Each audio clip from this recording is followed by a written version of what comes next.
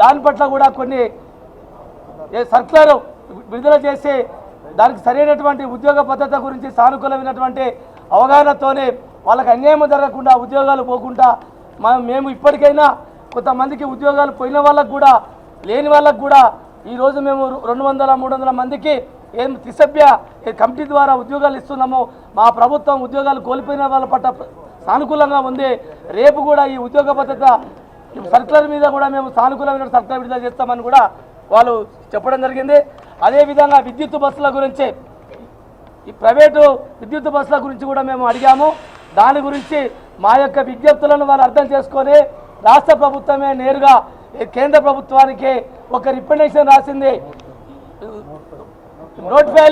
నోటిఫైలు తయారు చేసి కేంద్ర ప్రభుత్వానికి రాష్ట్ర ప్రభుత్వం ద్వారా పంపడం జరిగింది. ఆ బస్సులను రాష్ట్ర ప్రభుత్వమే నేరుగా కొని ఆర్టీసీలకు ఇచ్చే విధంగా వీళ్ళే నోటిఫైలు తయారు చేయడం జరిగింది. కేంద్రం నుంచే డైరెక్ట్గా ఆర్టీసీలకు ఇప్పించే ప్రయత్నంగా ఈ ప్రభుత్వం నిర్ణయం తీసుకున్నందుకు మరి ఆ విధంగా చేసినందుకు వారికి మా యొక్క కృతజ్ఞత తెలియజేస్తున్నాం. అదేవిధంగా కారుణ్య నియామకాల గురించి కూడా వాళ్ళు సానుకూలంగా స్పందించారు.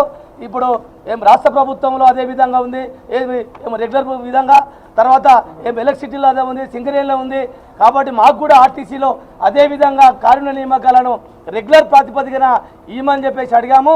దాన్ని కూడా మరి వాళ్ళు ఓకే అని చెప్పడం జరిగింది. అదేవిధంగా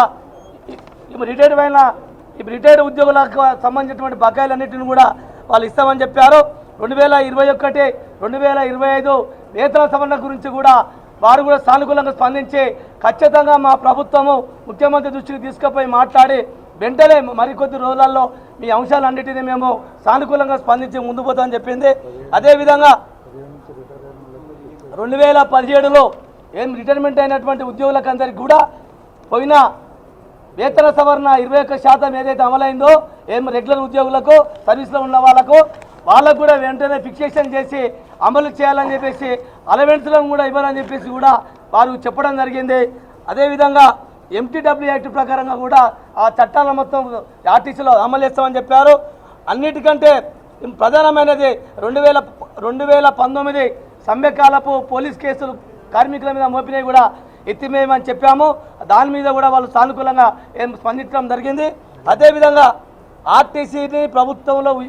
ఆర్టీసీ ఉద్యోగులను ప్రభుత్వంలో విలీనం సంబంధించి ప్రధాన డిమాండ్ పట్ల కూడా మేము చాలాసేపటి దాకా వారితో చర్చించడం జరిగింది.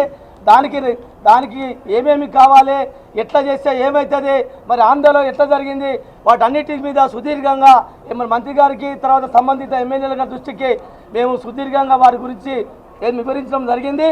దాన్ని కూడా వాళ్ళు సహృదయతో అర్థం చేసుకొని ఈ అంశం పట్ల మేము సుముఖంగా ఉన్నాము.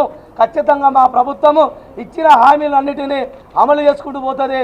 ఇప్పటి వరకు మేము కార్మిక వ్యతిరేక చర్యలకు ఎక్కడ కూడా మా ప్రభుత్వము పోదు, ఇంకా ముందు కూడా పోదని కూడా మాకు రవాణా శాఖ మంత్రి గారు స్పష్టంగా మాకు హామీ ఇవ్వటం వలన మాకున్నటువంటి ఎమ్మెల్యేలు కూడా అక్కడ మధ్యవర్తి వహించి వాళ్ళు కూడా మేము కూడా మీ సమస్యల పట్ల రేపు అమలు చేయనట్లయితే మేము కూడా గట్టిగా మీ వెనుక మేము ఉండి మాట్లాడతాము, కొట్లాడతామని చెప్పేసి వాళ్ళు చెప్పడం జరిగింది.